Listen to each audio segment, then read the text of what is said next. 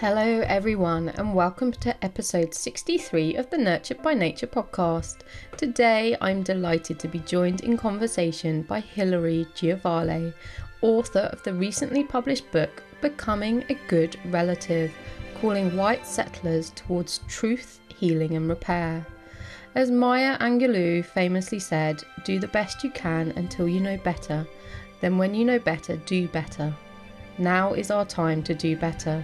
To step forward courageously with open hearts, humility and perseverance, to do the work to say, this stops now, to play our part in healing and repairing the past, to ensure a shift of path for our future. In this deeply thought-provoking conversation and through her book, Hilary gently encourages us to reflect on our society and our ancestry, to understand the two-sided coin of white privilege and white peril, alongside the far-reaching impacts of colonisation that have imprinted trauma on Indigenous societies around the world for millennia. She shares the wisdom she has gained over her almost decade-long journey that started with a revelation that held such guilt and shame it literally brought her sobbing to her knees in the snow.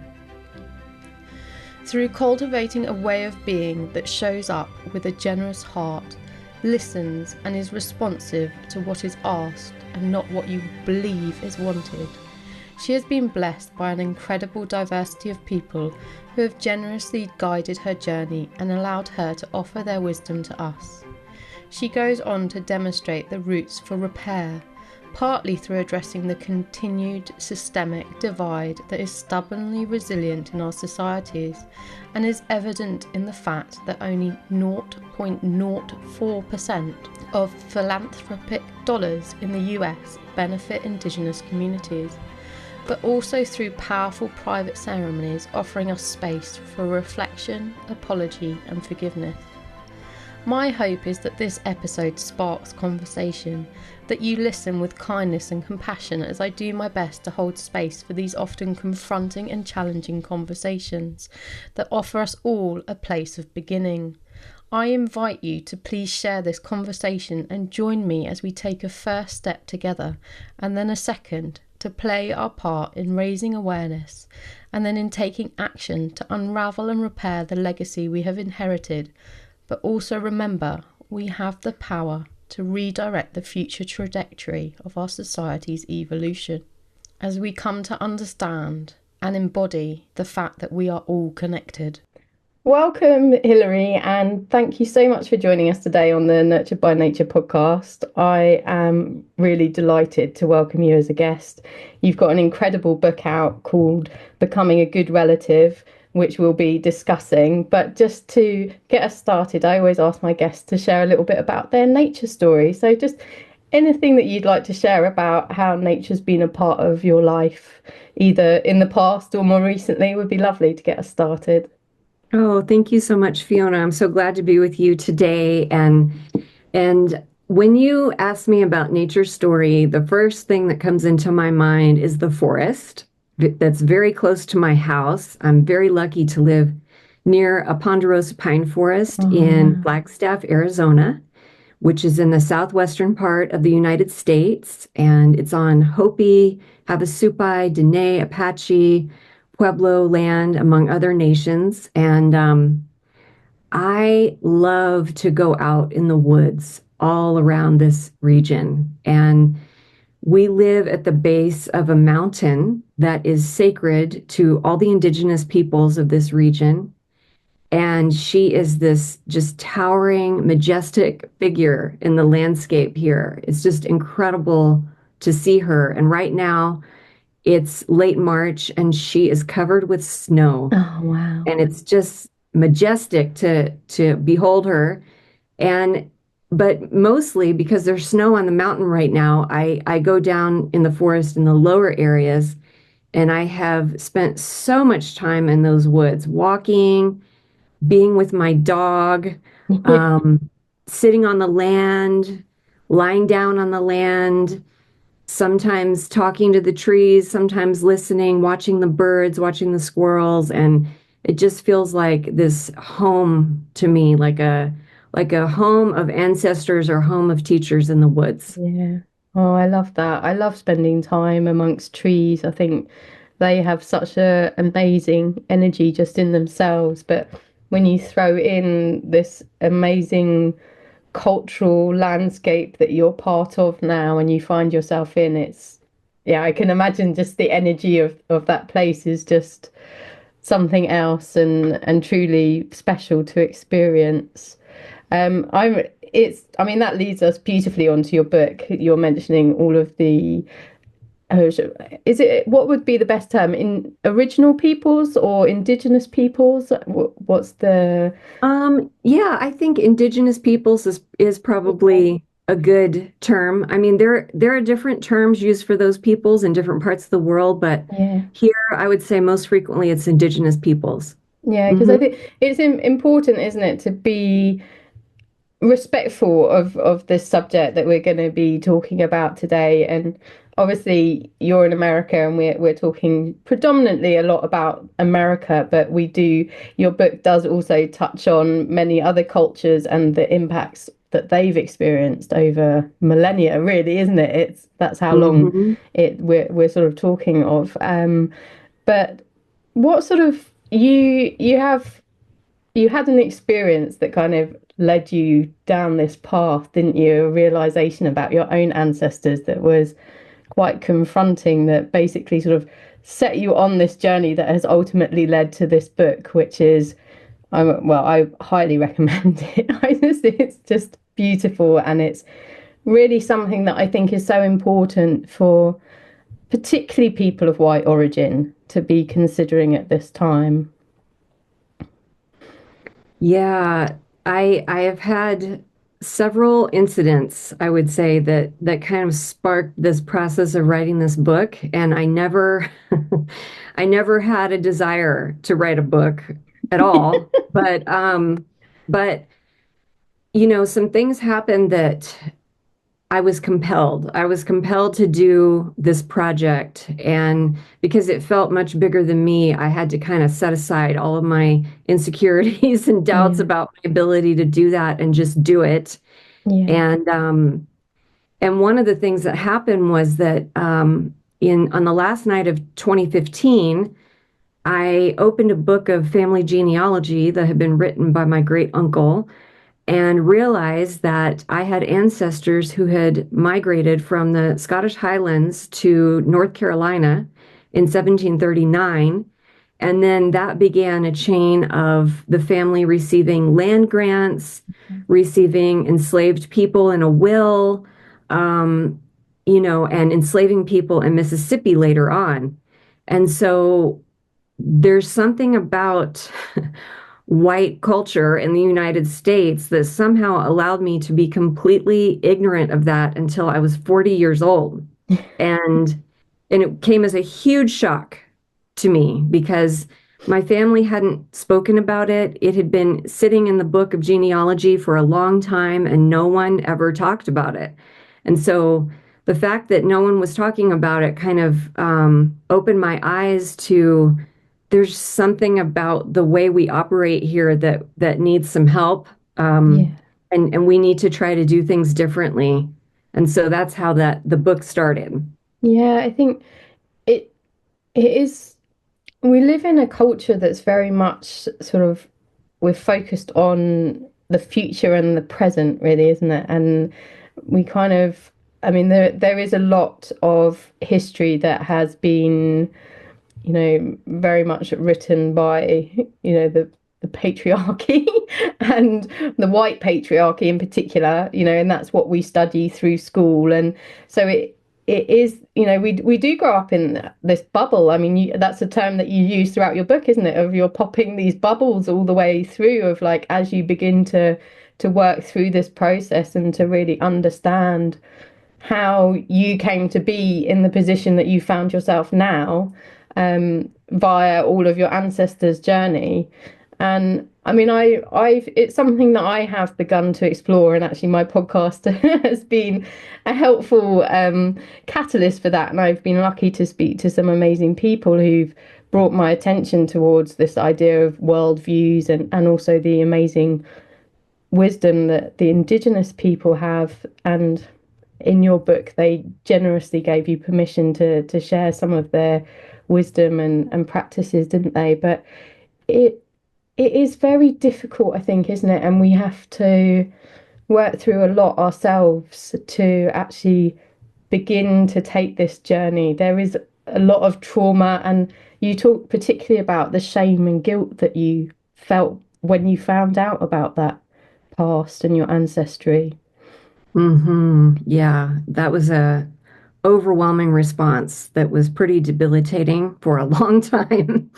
And I must thank the forest for helping me get through that because it was almost like when I found out that information, I was not connected with any human community or space that had the capacity to hold the grief that I felt. Yeah, It was so immense, and many times I felt like I was grieving for many generations past who yeah, hadn't been able to grieve. And so I would go out into the woods and lie down in the snow and weep into the ground. And I had to do that for a few months before I could even begin to address this with other human beings. yeah, And then when I finally did, I was pleasantly surprised to find that people encouraged me to keep going and yeah, to continue looking at it and not to shrink away from it. And so it was that process of continuing that allowed that grief and shame to be metabolized and unpacked over the course of the coming years. And now I don't feel that at all. I don't feel that guilt and shame in the same way anymore. But I definitely had to work through it for years. yeah. Yeah, I Yeah. think I think it's that's the thing, isn't it? Is it's finding the courage to sit with some quite difficult and quite big and overwhelming emotions. And I think you also commented that like quite a lot of your sort of white should we call them relations, but it's not, not, we're not talking family, we're talking like your community, your white community around Yeah. you. They they weren't at the stage that they were ready to confront it either, were they? So actually, a lot of your earlier sort of conversations were quite often with actually the Indigenous people and beautiful people of color who actually sort of supported you on exploring these subjects and this topic. That's true. They did. And that is incredibly generous. Yeah, And it still awes me the grace that was shown, yeah, truly, because, there's a lot of pain there about yeah, what has happened to those communities as a result of white supremacy. And there's ongoing trauma in those communities. And so I'm still blown away that people have shown this kind of generosity and kindness to, sit with someone like me and talk through things like that. yeah, Mm-hmm. yeah. It's, I mean, I because obviously I'm in the UK, and I think what I love about your book as well is that actually, because of your cultural lineage and ancestry, you do actually touch on things that relate to people in Europe and the UK as well. And it's it's interesting here because the the Indigenous people are much more sort of removed and distant to us, I find, in my own exploration. I found it's a lot harder because we don't have these sort of communities still in place that you have in America, these Indigenous people, although they've obviously been forced from their lands and they're not really where they rightfully should be, but they are, you still have these amazing little communities or that you can benefit from and you can reach out to. And I found it really interesting that when you actually talked about the history of that sort of similar trauma that was inflicted on Indigenous Europeans going back millennia, and then they've carried that forward with them, very sadly, haven't they? Mm-hmm. Yeah. Yeah, that is fascinating to me because there are so many parallels between what happened in European history at different points in time and different places, and then what happened over here. And it's in some ways, I almost think that it was like a blueprint was laid, like things were tried out and practiced on a smaller scale in Europe, and then eventually exported and magnified with unbelievable cruelty Yeah. in order to enact a genocide over here. Yeah. And also in many places throughout the Yeah, world. I was going to say, Genocide. as you were Yeah. talking, I was thinking about Africa as well, where I have Hmm. spent a huge amount of time. I know that we've both, you've been to Africa as well, and you had a particularly moving experience in the DRC. And actually, we both mentioned our experience in Rwanda, in Kigali, and with the Genocide Museum. And I remember going there myself, and the genocide was something that's happened in my lifetime, which I think is also, massively confronting when you sit there and think about it. I'm sort of 40 years old, and you're like, this is, our lived history. This is not, ancestral. This is our experience. And I remember how confronting I found that, because I did have sort of vague memories from my early, sort of early childhood, of what happened in Rwanda, but actually when I learned a lot more about how it unfolded and how little the international community actually did to really help and protect the people of Rwanda, it was really shocking and quite confronting as well, to realize how complicit they were in allowing things and the atrocities to unfold in the way that they did. Mm. And I think that's the thing, isn't it? We have this sort of, you know, romantic notion in our white culture that it's in the past. And I mean, we could obviously talk about certain current events that are unfolding, which clearly will also demonstrate that it is very much not in the past. And I think that's part of why it is so important that books like yours are coming into the world, and you are giving people the tools to start having these conversations and start doing the work to actually realize the path that has been repeated, which is what you're saying. Like when you see actually this blueprint that has repeated itself and printed itself through various points in history, it's like we need to take responsibility for it. Needs to end now and not be printed forward into the future. Yes, absolutely. That's one of the things I think about often at this time. And it's interesting you mentioned the Kigali Memorial, because when I went there, I've been thinking about it often in the last couple of months. When I went there, one of my main things that just was etched into my mind, and I took it with me, was how the people were separated by the shape and sizes of their noses. Yeah. That's how they were classified. And that went on for a long time, for years before that genocide. And I think about that, and it's for me, it's easy to look at that and think how arbitrary that is and how silly that is. Who cares Yeah. what size or shape somebody's nose Yeah. is, right? Yeah. But I mean, that's what's happening currently too. People are being separated and sorted out and demonized based on their ethnic background or their where they were born or how they look. Or their And religious orientation at times as well. Yeah. yes, that's Yeah. right. And I really hope that we, as you said, that genocide happened in our lifetime. And I really hope we can learn the lesson and not do this again. Yeah. And another thing about that genocide memorial was I remember there was a separate part of the exhibit that had a little bit about various genocides throughout history, and they all followed the same path, you Yeah. know? Yeah. They all combine the same ingredients, no matter where they've taken place in the world or when. And so, yeah, it's really made me reflect in this current time.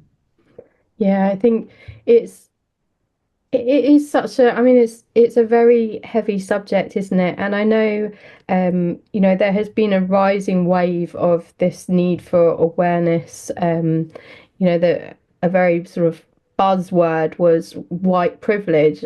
I know in myself, I found that actually that word in itself was quite difficult to actually, it was almost off-putting because the word privilege is, there are, white people who are like, within the whiteness, you can talk of privilege and non-privilege, and it's difficult. People do often find that. I think that almost shuts people down sometimes, that term, doesn't it? And you have to move beyond that. And but you have a few other terms that you use. One of them was white peril, which I thought was a really interesting concept that I'd never come across before. But I know it's from another author that you've worked with. But would you share a little bit about that?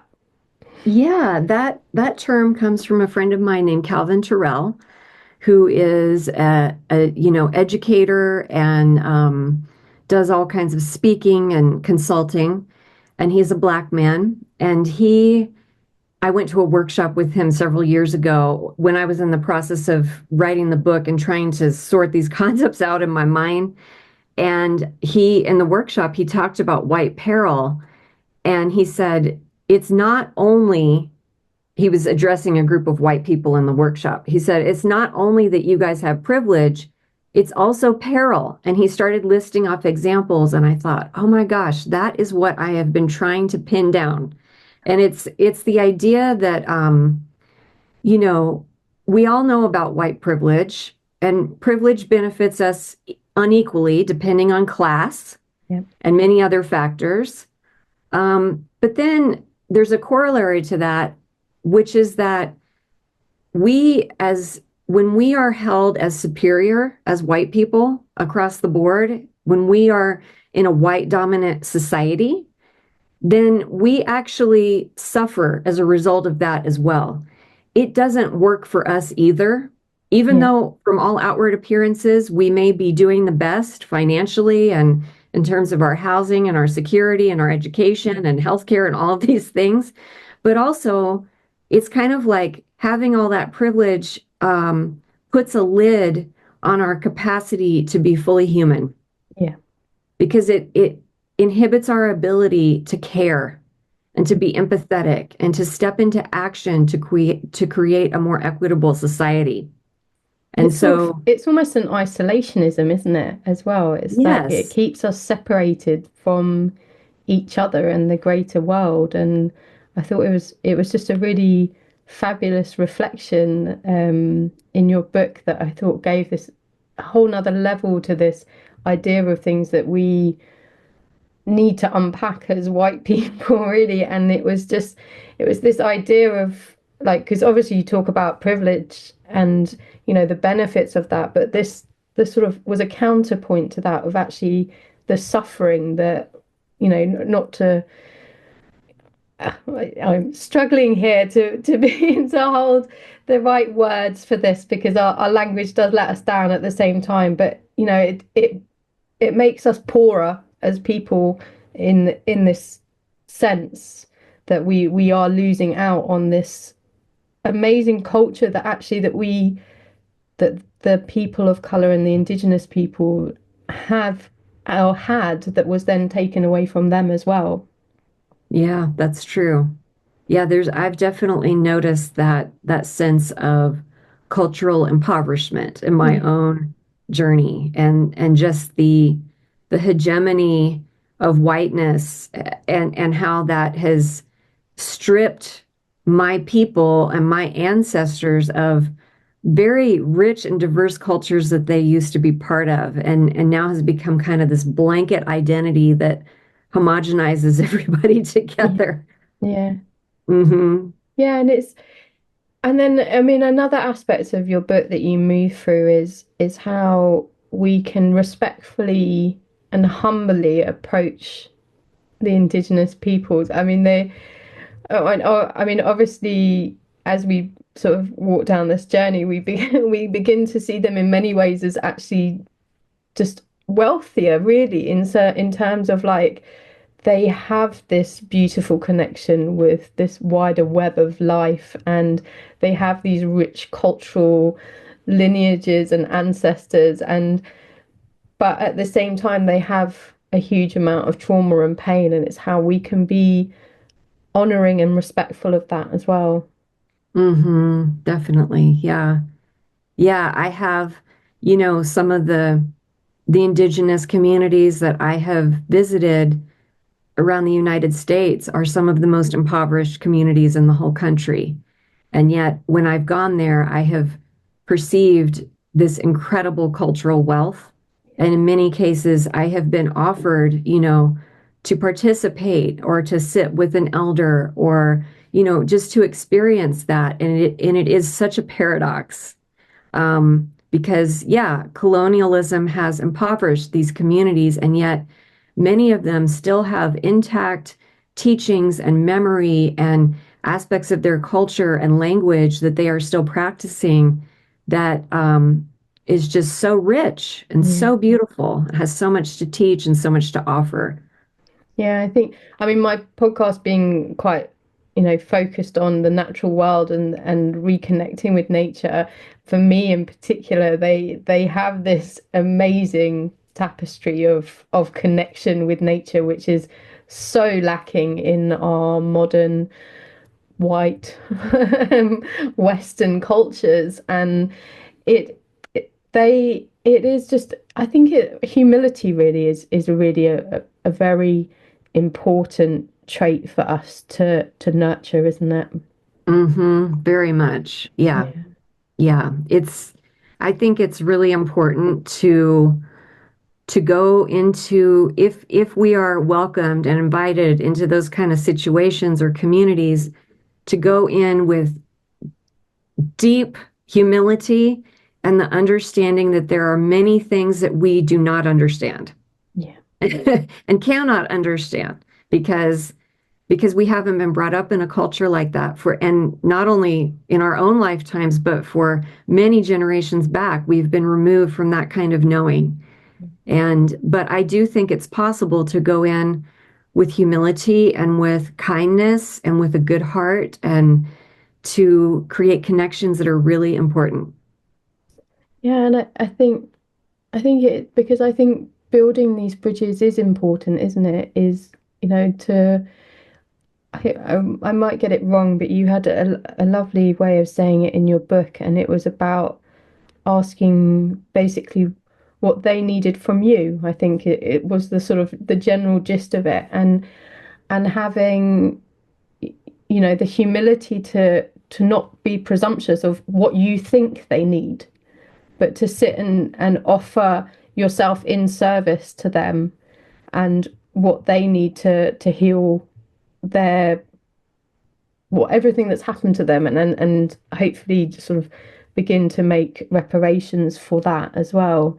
And that's very important. I think something that's quite often lacking in our culture, or our white culture, is this actual ability to listen to others and to hear them as well. Particularly, you had a lovely term in your book for it, I think, is witnessing, that you used, which I loved. I really thought that's a really powerful way of considering how we actually need to go and hear what is actually being said to us rather than what we think should be said to us. Absolutely. Yeah. I think that idea that we know best or we know what to do or we have the special tool that will fix this situation, Yeah, that's where we can easily fall into the white savior trap. yeah, And I have fallen in that trap before many times, and I've had to really reflect and pull myself out and apologize and try to do things differently. And this is a process that's ongoing for me. I'm still learning how to navigate this. Yeah, yeah.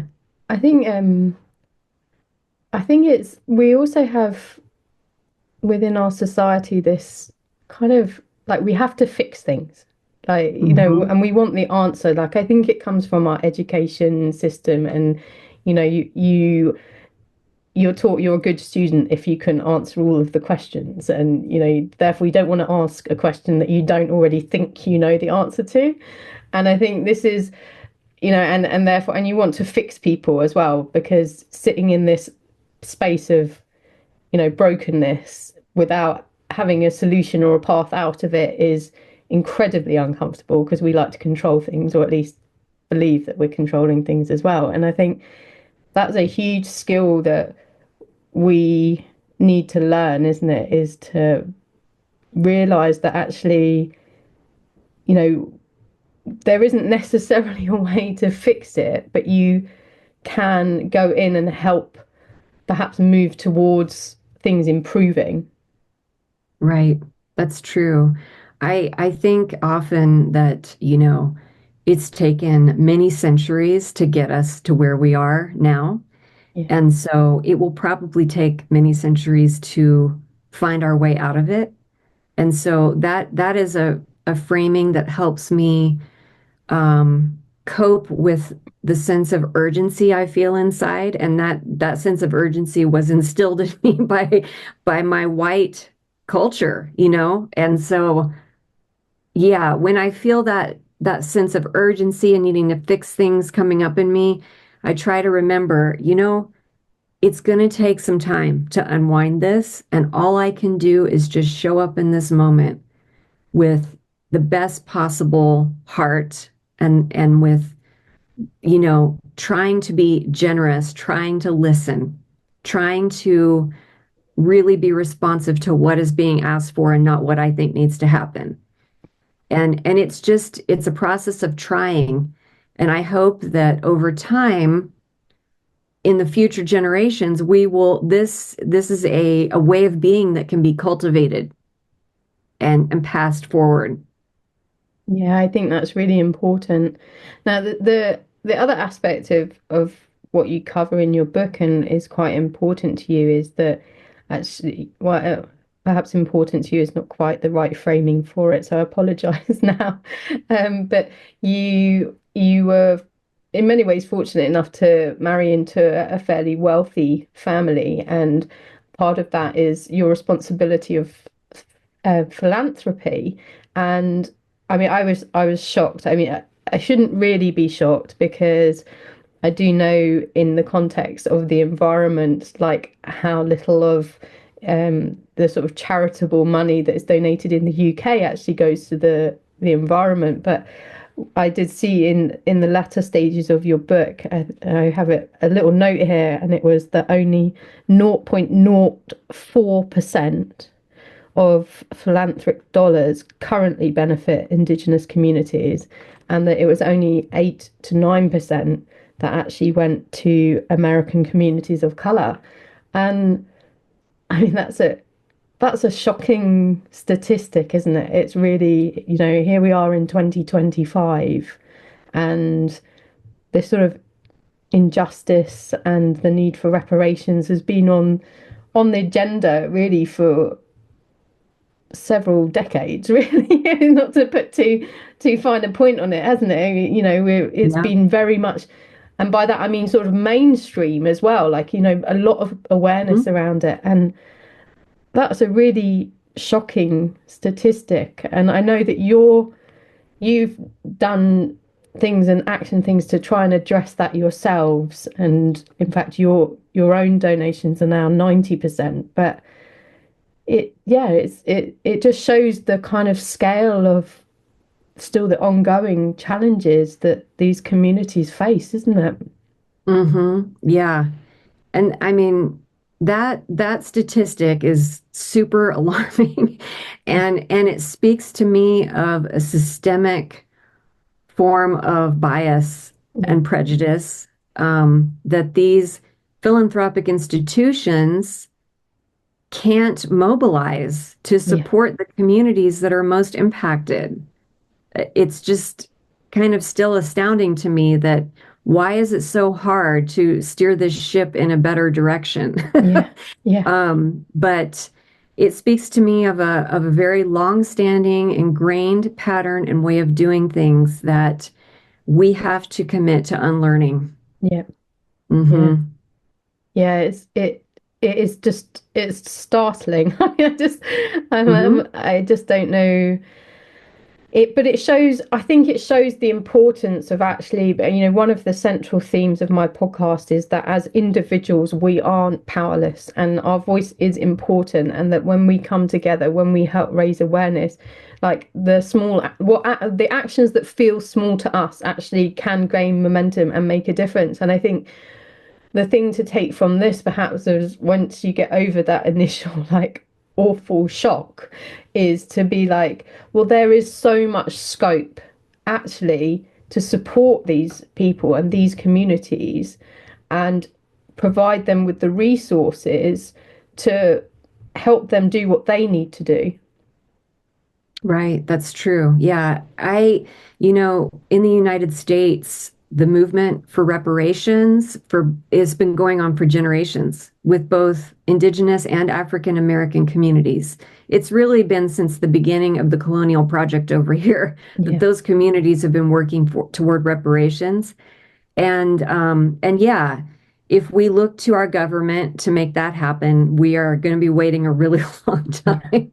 time. But what I came to eventually was that, just like you said, we each have the power to do something personally. And I started working on personal reparations plans with some groups that I've been co-facilitating for several years and various classes that I've been teaching. And it's a beautiful uh, process to go through making a personal reparations plan because not only is it returning, energy and time and resources to those communities, but it's also a form of healing for us. Yeah. And I have experienced so much unexpected joy and a feeling of liberation, really, from, embarking on that process myself. Yeah, I think it's so important, isn't it? Because you mentioned in your book how wealth becomes sort of ring fenced in within like, the white culture in particular, and it gets passed from generation to generation and is just held separate.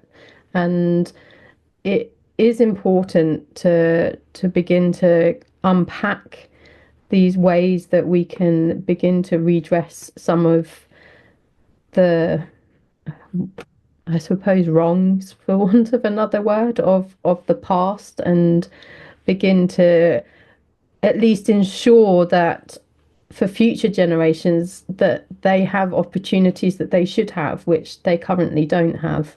And yeah, I mean, it is a huge, which is why your book is so powerful, because you take people on this journey of basically from your discovery to how you've moved through working through a lot of the emotions that you felt and came across, and then also you have amazing resources that you provide people with to learn more, but also to begin to take that journey to help create a future that's much more balanced for everyone. That's right. There are so many incredible authors who have written about these things. And I just, in the, 9-year process of writing this book, I was so fortunate to read so many books and listen to podcasts and, sometimes take some classes with people that really broaden my perspective. And I did my best to include all of those resources in the book because I just know how valuable it was for me, and I want to share that experience with other people too. Yeah, it is such it's a huge subject, and it's a huge topic, and it's your this for some people your book might be the first time that they've actually contemplated any of this. They might not have really thought about how it's impacted them, how their lives have been impacted, how the lives of those around them have been impacted. And then to have this amazing resource that you've put together so kindly, and you've got a website that supports the book as well, haven't you? Yeah. Is it good? It's goodrelative.com, is that right? That's right. Yeah. Yeah, I'll have links to all of that for everyone as well, so that they can easily go and look that up and um, delve into this subject much deeper than we unfortunately have time for, because it is. I feel like we could talk for a week and still not have done justice to everything that you cover in your book, and really sort of trying to just give people an introduction to this if they've never considered it, and also where they might be able to go with it. Um, Mm. I mean, some of the things that you undertook was you spend a lot of time. You created an ancestors altar, didn't you, in hmm your own home, and that was. Oh, would you like to share a little bit about some of the experiences you had from doing that, how you went about doing it as well, that might inspire other people? Yeah. Yeah. The first ancestor altar I built, I did with instructions from a book by Yeye Louisa Tish that is called Jambalaya. And Yeye also wrote the foreword in my book and has been a mentor and a sister beside me the whole time.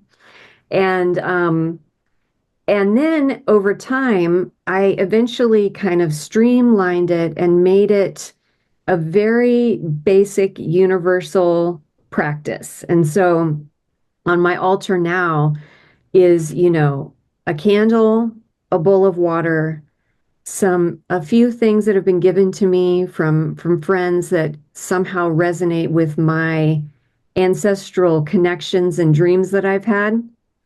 And there's a rocking chair in front of it. And that rocking chair has been passed down through my family. And so, the altar is a very simple place. Anyone who has an open corner in their home can set one up. It can be very simple and very basic.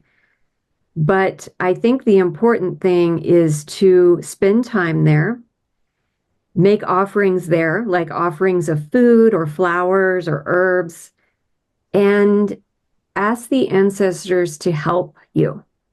And when I did that over a period of years, just incredible things happened. And sometimes they were happening at the altar where I was seeing or feeling things that were giving me insights into my lineage.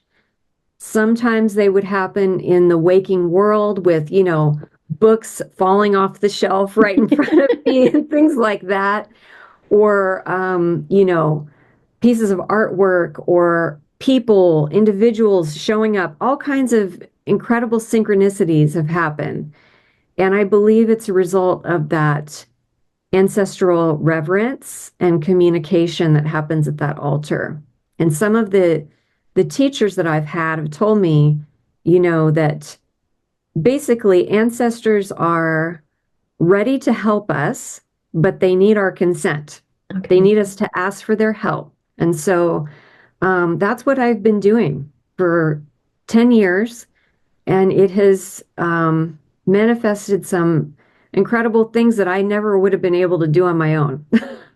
Yeah, I love that, and I think it's a really important practice. I mean, it sits as sort of a little bit alongside having a meditation space, doesn't it? And it's basically Mhm. just imprinting an area that you repeatedly visit with an intention, and I think that's a learning that we have perhaps gained from our ancestral roots as well, isn't it? It would have been an important part of Indigenous cultures around the world to have these almost sacred places, I suppose, that you went and communed with the world at large. Isn't it? Really, like, this web of being that is beyond just the human physical realm that we have become so addicted to Mhm. in our modern white cultures. And it's actually lovely because the episode that I'm going to release before this one was with a animal communicator in Australia, and actually it was an Indigenous elder who lives on the land where her home is now, who came through and gives her advice about how she should sort of regenerate the land that she's living on, where should she plant certain trees and plants, and I think that that comes back to that reverence and humility as well, is that there are ancestors on the land as well who may not be specifically our genetic ancestors, as it were, in terms of familiar and family, but actually they are wanting to assist people who come with the right intention and heart, and they kind of need us as much as we need them, really. Yeah, I feel that as well. I Yeah, feel especially connected to the ancestors of this land when I go up on the mountain here. yeah, hmm Can really feel them.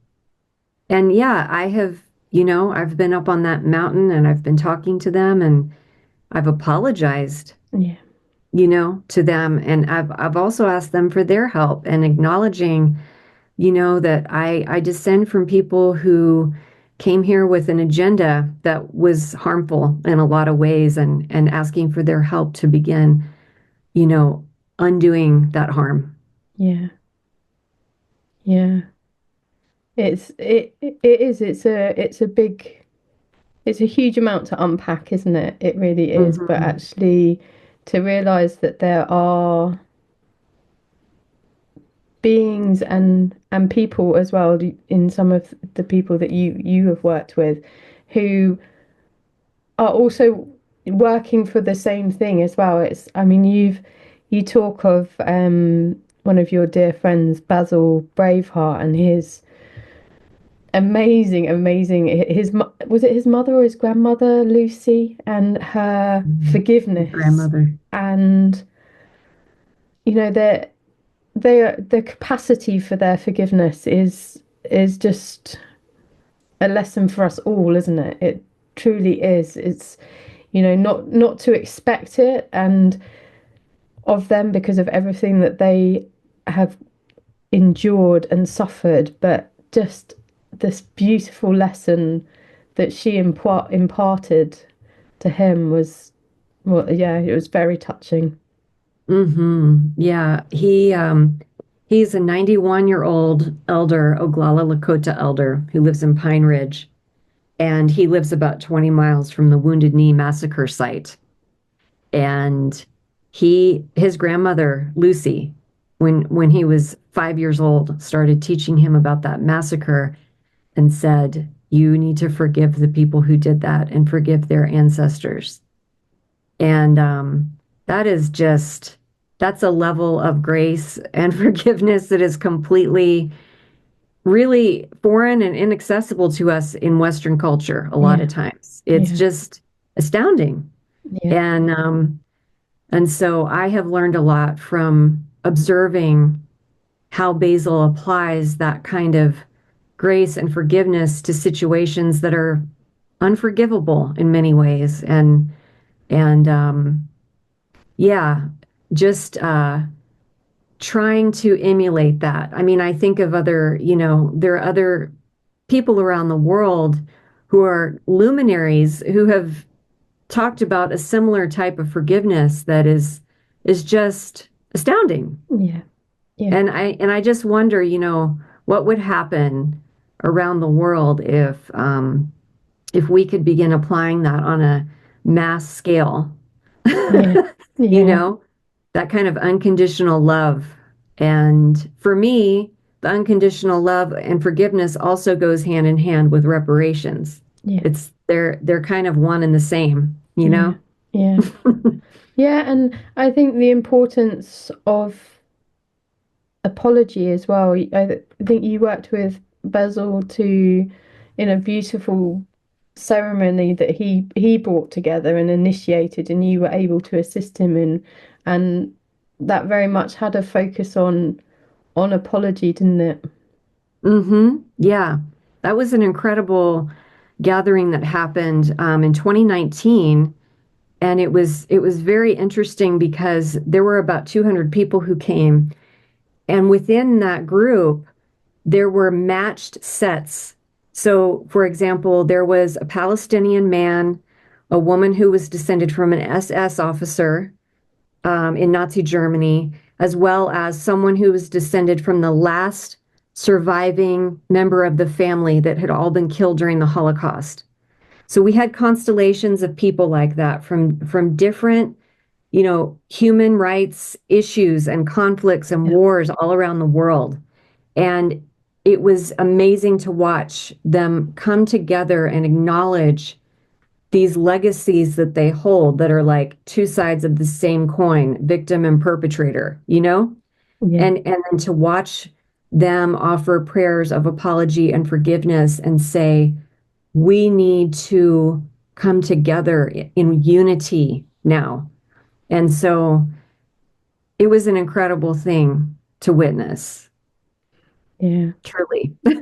Yeah, it is amazing. I think I mean someone that I've followed who does some incredible work about like sort of peace intentions and sort of coming together in prayer and intention, and it's the ripples that can transcend out from that is not to be underestimated, and they her name is Lynn McTaggart. Sorry, I was struggling to remember it. She has some amazing work, and she's a scientist, and it's very much science based in how she sort of tries to quantify the impact of these gatherings of people coming together with an intention for peace and healing and apology and forgiveness. And it it shouldn't be underestimated. And I think in our culture we do underestimate it. And I think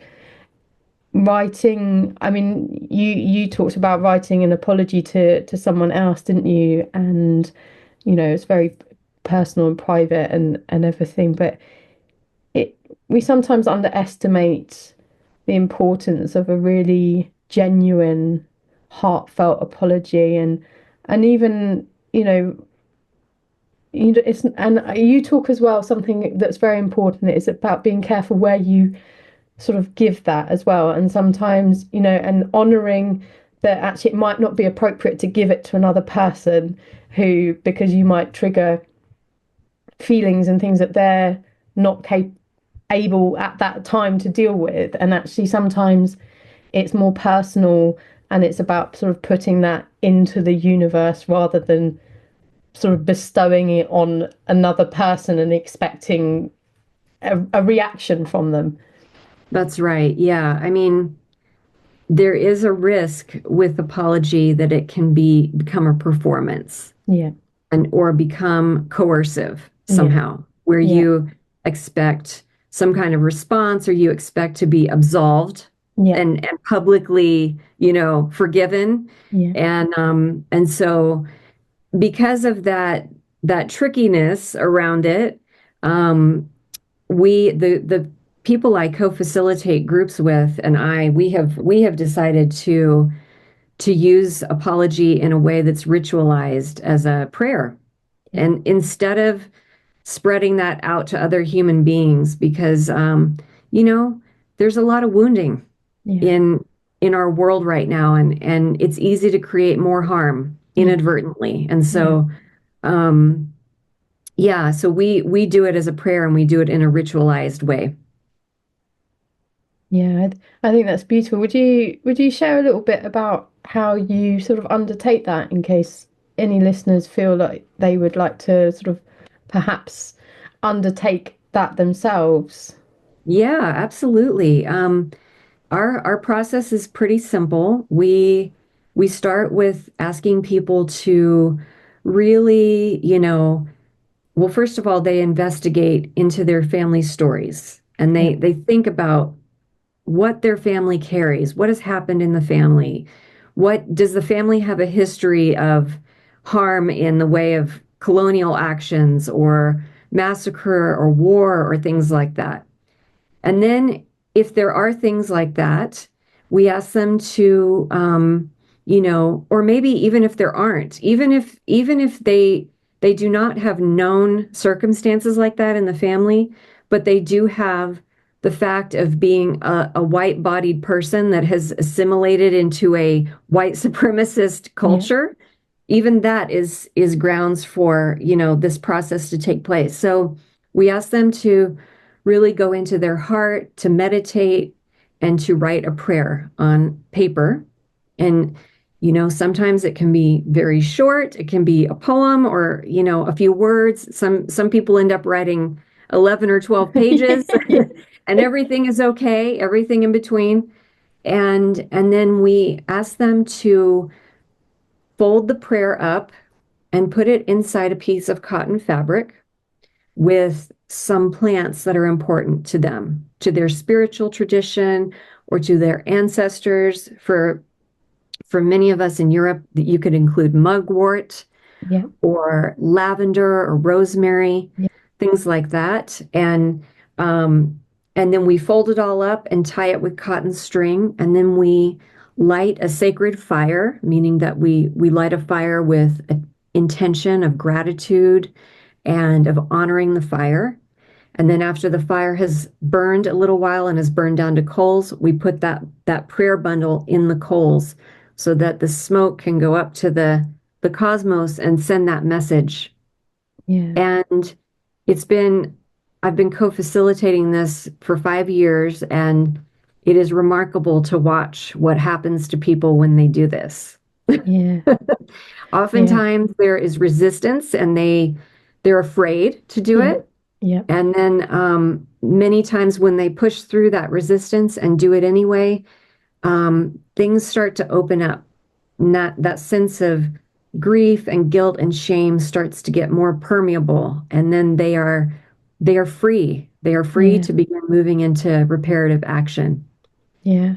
And as you were talking, I was thinking the other side of the coin, of course, of that is forgiveness. And you could probably quite easily follow a similar idea for offering up forgiveness of potentially your ancestors if they've done something, that like your own ancestors who benefited from the land grants and yeah, and had slaves themselves, but also, I guess, perhaps if you were of a community that was actually on the other side of this and was really, persecuted and harmed by this, that sense of being able to work through that yourself in this ritualized, personal, private way would perhaps help with dealing with some of the emotions as well and some of the trauma, because I think, it's something that I have addressed a lot on my podcast is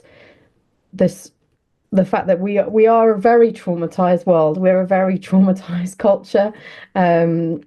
Trauma is has a huge impact on those that care about the environment. They're often traumatized by the state of the environment. And so I have addressed sort of ideas of PTSD and somatic healing and movement and song and there's lots of things and resources there, but it is this generational trauma is an important facet for us to be working through and to be doing our part to heal from for previous generations, for our own generation, and for future generations. Yes, I agree.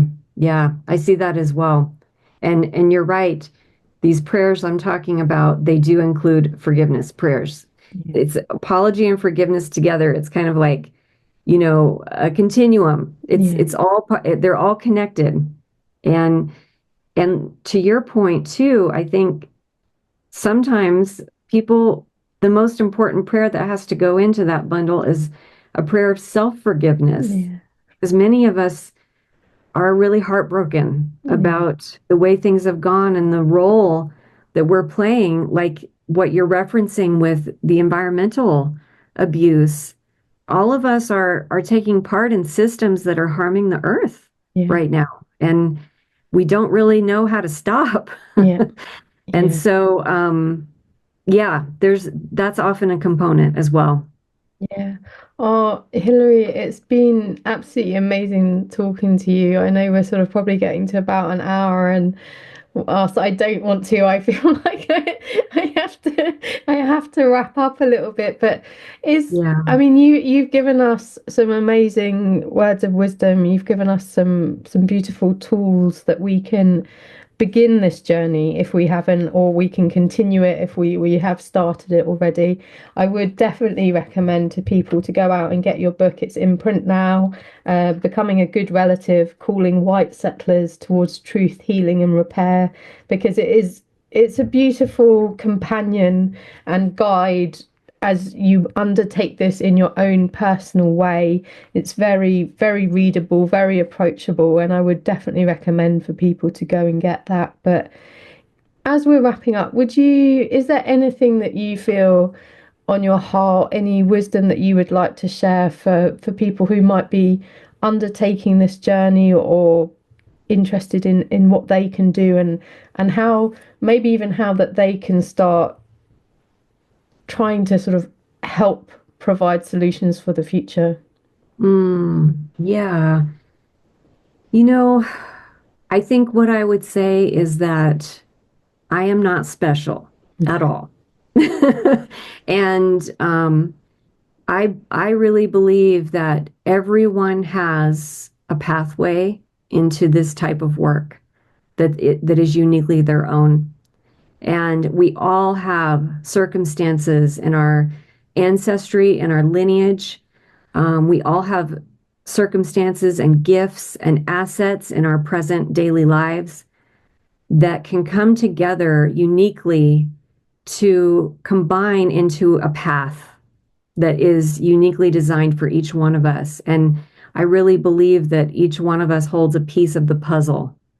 And this is the little piece that I'm holding, but I believe anybody can pick up a piece of this puzzle and make it their own. And so I just want to encourage people to begin and have Yeah, courage, yeah, have courage and perseverance, because this is not something that we can wrap up in a 6-week workshop. And yeah, it yeah, is it is a lifetime journey, but it's extremely rewarding and healing, um, and it's full of joy as well. yeah, yeah. I love that. I think sometimes we make things very complicated, don't we? And actually, like, we forget the simplicity of actually just taking that first step and just beginning. I'm a Yeah, recovering perfectionist, and I like to, have my ducks in a row and neatly aligned, and having researched everything before I start to right. guarantee success. And actually, this is not something that, is about success or failure. It's about actually just beginning. It's about, stepping up and taking part and becoming, responsible for your own part and what you play and your contribution to the whole. And if it's all right with you, I remembered that in your closing words, which is written by your dear friend that you mentioned earlier, like her first sentence in that, which just really touched me, was, I believe the greatest trick to befool humankind is that we are separate, that we are at odds, that there isn't enough, that one must be above, that there is a below. In fact, there is no above, there is no below, no hierarchy, just one great circle. And Mm. I just thought that was just her. I mean, I loved her contribution to your book. It's incredibly valuable as well. But I thought that was a beautiful way to end this, to remember that we aren't separate either from Mm. each other in the human world or from the greater non-human world that we are also an intrinsic part of. And it's important for us to have these less comfortable conversations, but also realize that there is great healing, great value, and great importance in the work that we need to undertake as individuals to play our part in healing the world, both culturally in community and also our natural environment. So I honestly, Hilary, I thank you so much for the time and effort and work that you've put into this. I thank your ancestors for coming forward and supporting you, and also the amazing people who've contributed to your book, the beautiful people from who have suffered, the Indigenous people who've offered you their wisdom, the original people of America, and also your dear friends of colour who have graced you with both their compassion, forgiveness, and also guidance on your journey. And yeah, I just would like to take a moment to thank them for everything that they've contributed in helping us as white people to try and move forward in a way that is of service to them in the future, and go some way to correct what has happened in the past and hopefully prevent more of it happening in the future. But it has been an absolute honour, and I hope very much that I will also get the chance to speak to you again, because you are a beautiful person, you have so much humility but also so much wisdom to share in what you have gathered on your journey and can offer to others. So thank you, Hilary, for everything you're doing to help us with this journey forward in this world to make it a little bit brighter and better in the future. Thank you so much, Fiona. It's just been a joy talking to you and realizing how much we have in common too. Thank you so much for listening to the Nurtured by Nature podcast. I truly hope this conversation has brought some hope and inspiration into your life. I would love to have these messages ripple out across the world. So if you can, please share this episode with your friends, leave a review on your favourite podcast player, and make sure you subscribe so you don't miss the next episode. I would love to hear from you, so please feel free to connect with me on the links provided in the podcast description. But most importantly, thank you so much for being a part of this journey with me. But don't forget to simply get out there and enjoy the natural world.